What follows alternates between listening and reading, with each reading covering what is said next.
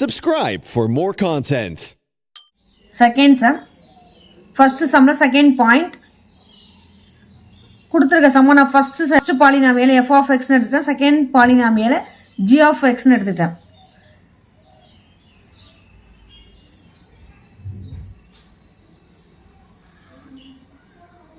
So இந்த ஈக்குவேஷனை நம்ம ஆர்டராக எழுதும். First x power 4 x cube இல்லை. So 0x cube plus 0x square plus 0x minus 1 அப்படி எழுதிட்டேன். நெக்ஸ்ட்டு எக்ஸ் கியூபு, அதாவது ஹையஸ்ட் டிகிரி எக்ஸ் பவர் 4னால இங்கே எழுதிட்டேன். இதை வந்து நம்ம டிவிசராக யூஸ் பண்ணலாம். ஜி ஆஃப் எக்ஸை x cube minus 11 x square plus x minus 11. இப்போ இங்கே எக்ஸ் போட்டோம்னா x cube into x power 4 வரும். Minus into plus minus 11 x square into X 11 X cube plus into plus X into X squared minus 11x, அதாவது minus 11 into X minus 11x. இப்போ simple change பண்ணலாம். Minus இருக்குது plus, plus இருக்குது minus, minus இருந்தால் plus. இப்போ இந்த term cancel ஆகிடும். இங்கே என்ன வரும்? ரெண்டுமே ப்ளஸ்.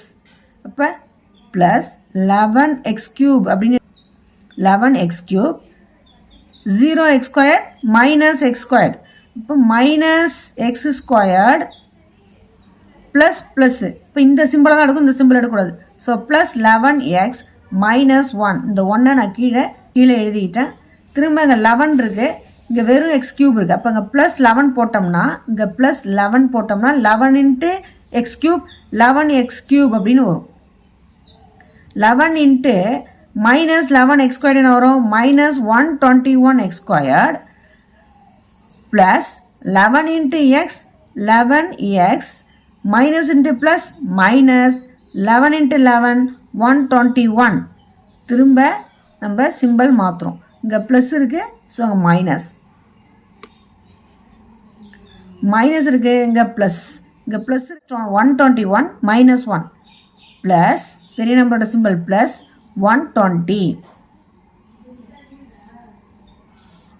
ஸோ இதில் நம்ம 120 காமனாக வெளியில் எடுத்துட்டோம்னா X square plus 120 into x square 120 x square plus 120 into 1 120.